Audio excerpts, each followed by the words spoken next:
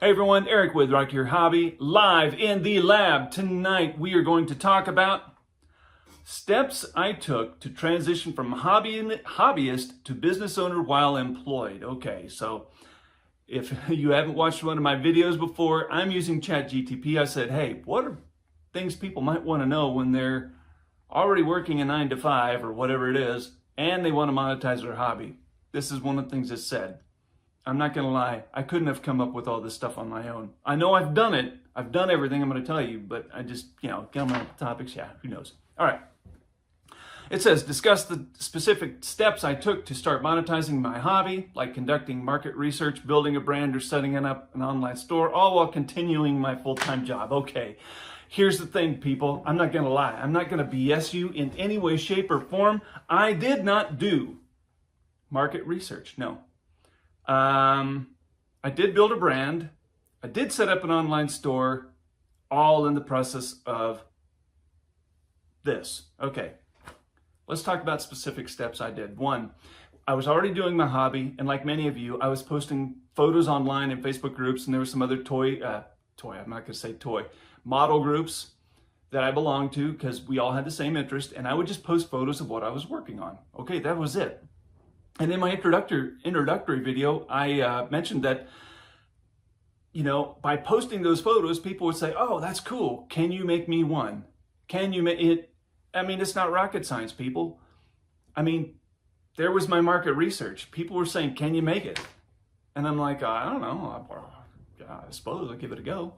If I was already in my area of expertise, like making this specific thing, I already knew how to do. Well, then you just rubber stamp that thing. You just make another one just like it, right? But what happens, and I'm sure what will happen to you if you choose to get into this, what will happen is they will see the thing you made and they'll say, wait a minute, I love that. Can you make this? Okay, then you get to decide, do I want to gin up the time and effort it's going to take to figure that out? And then start making that and this. Okay? So that was my market research. That was it. That was it. And in the early days when I got started in 2012, it was all done. That was really before I was even on Facebook very much. I know I kind of came to it late. But I was in message boards, if you guys can remember those. I mean, if you're my age, you know all about message boards.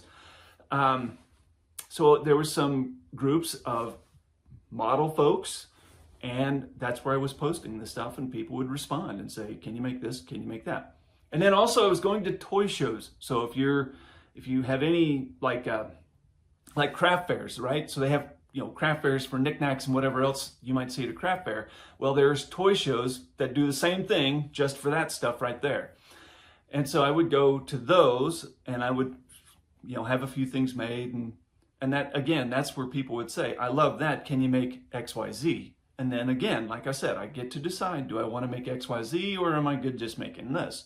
So that was all the market research I did. Okay, after I got kind of good at doing these things and figuring out where my wheelhouse was and experimenting with things I wanted to do and things I didn't want to do, that's when I launched a website.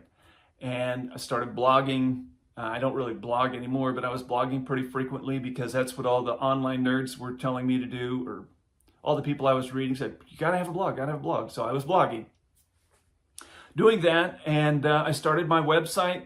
I bought the domain name, and then I started watching YouTube videos using WordPress and WooCommerce. I didn't have a shopping cart in the first days. I just had a bare bones website. But using WordPress, I spent about 30 hours at night after my wife went to bed on our computer in our bedroom, learning how to build the website. And nowadays it's super easy now. It's not near like what it was then. And I didn't have any money then either. So I was building it on this super cheap. Okay, so I spent like $200 for a domain name and some other nerdy stuff back in the day, and then just built a WordPress site. And then I added to it as I went. And, eventually had a shopping cart after I had some things to sell and this and that. So that is kind of how I got going in the beginning days. So if you do want to build a website, I don't recommend you build a website straight away. Figure out what you want to do first, okay? Figure out if this is something you really want to spend some time doing. And then you can build out from there. I mean, you could use eBay to kind of get going. You could use other like Etsy and things like that to kind of get yourself started without committing to a full-blown website now. But as far as market research, that's all I did. I paid attention to what people were saying and listened to their comments and then grew from there. So if that is where you're at, if you're not posting your work online somewhere, either on your personal page, Facebook profile, or Instagram, or wherever you live online, start posting your photos there and videos of your work, and then listen to what people are saying. And if you can do some of the other things they're asking you about, we'll start doing that. And then you got your market research. There you go. That's easy. Okay, you can do this. You got it. See ya.